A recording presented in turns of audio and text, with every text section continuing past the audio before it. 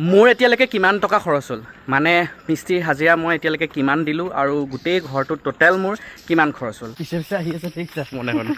লাখত ছাগলী লৈ আহিছে কি হ'ল কুকুৰ লগতে লাগি আহিছে দেখোন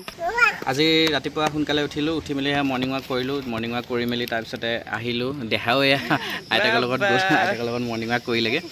টোপনি আহিলে পায় চাটা নহয় আজি পিছে কলটো খাই মেলি দিনটো আৰম্ভ কৰিলোঁ দেই কল খালোঁ মানুহকে আমাৰ আকৌ আইতা আজিকালি বহুত কাম কৰিব পৰা হৈছে দেই আমাৰ আইতাকক পূৰা সহায় কৰি দিয়ে একদম কাপোৰ মেলিবলৈ বাল্টিঙে চাল্টিঙে চব টানি আনিছে একদম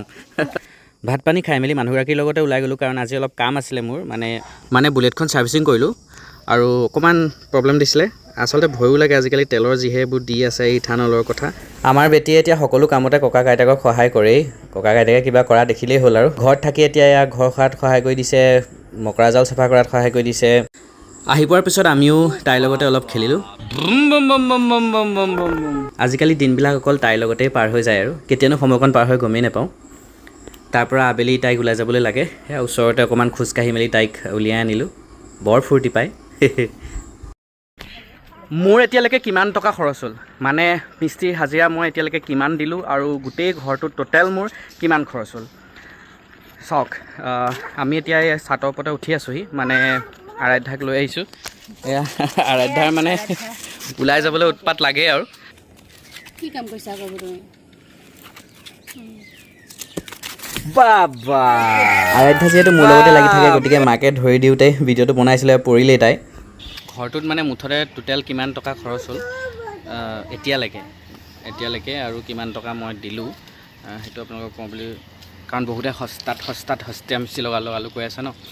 তো এতিয়া চাওক মিস্ত্ৰীজনক মই আমাৰ এইটো স্কোৱাৰ ফুট আছিলে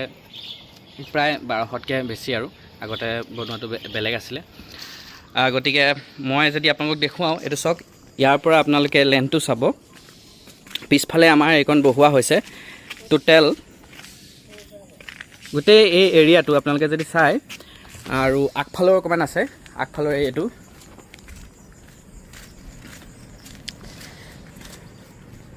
এইখিনি যিখিনি আগতে আছিলে সেইখিনি কথা নকওঁ টোটেল মানে 1200 স্কোৱাৰ ফুটতকৈ অলপ বেছি আৰু মিস্ত্ৰীক মই এতিয়ালৈকে দিলোঁ অলম'ষ্ট 1,90,000তকৈ বেছি দিলোঁ মানে খাচী খোচাবোৰ মই হিচাপ কৰাই নাই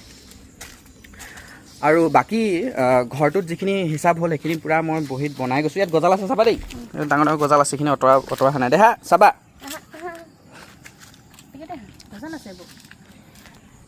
এতিয়া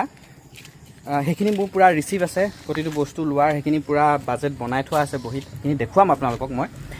এতিয়া আপোনালোকে কওকচোন যদি আপোনালোকে কাউণ্ট কৰি চায় 1200 স্কোৱাৰ ফুটৰ এটা ঘৰত 1,90,000 টকা অকল চাট ঢলালৈকে দিছোঁ চাটাৰিং মই নিজে ভাড়া লৈছোঁ চাটাৰিঙৰ ভাড়া মানে নিজে দিছোঁ তেওঁলোকে খুৱাইছে যেনিবা গতিকে এইটো এটা মানে চিপ প্ৰাইচ হ'ব নোৱাৰে মইতো সস্তীয়া মিস্ত্ৰী লগা নাই বহুতে কৈছে সস্তীয়া মিস্ত্ৰী লগাইছোঁ বুলি ইয়াতকৈ কম দামত 1.5 লাখ টকাত কাম কৰি আছে বহুতে গতিকে বেয়া লাগে তেনেকৈ কথা শুনিলে বাকী মই আপোনালোকক বাজেটটো দেখুৱাম মোৰ ঘৰৰ বাজেটটো দেখুৱাম কিমান এতিয়ালৈকে মোৰ খৰচ পৰিলে বস্তু বাহনি কাৰণ চব বস্তু মই যিমান পাৰোঁ